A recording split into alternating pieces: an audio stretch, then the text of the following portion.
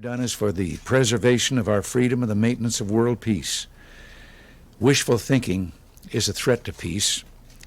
There are members of the labor press I know here today, and I want you to know that I fully appreciate America's long-standing, or labor's long-standing contribution to our country's security.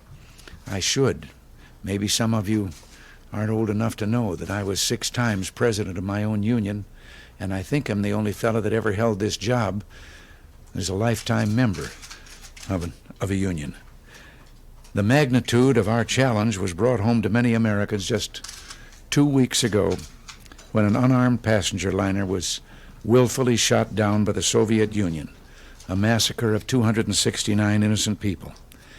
That gruesome episode unmasked the Soviet regime for what it is: a dictatorship with none of the respect for human values and individual rights that we in the Western democracies hold so dear.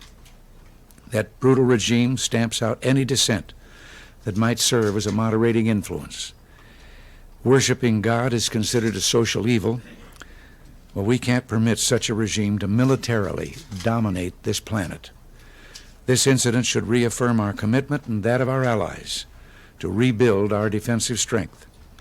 We must and will continue to reach out for arms reduction agreements to reduce the nuclear and conventional arsenals that threaten humankind. But with a regime that callously shoots down passenger planes, demonstrating that their values are far different than our own, this is a great challenge, one that we must meet with faith, wisdom, unity, and courage.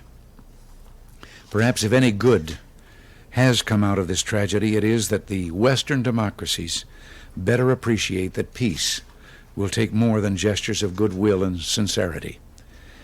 We're encouraged that today the Western Alliance is more unified than in many years. In this hemisphere, we enjoy a healthy dialogue with our neighbors, and a new level of respect is developed among us. In contrast, the Soviet Union is becoming increasingly isolated as the free people of the world become more aware of the nature of the Soviet regime. And I thank you all very much for letting me be a part of this, and now you have some questions.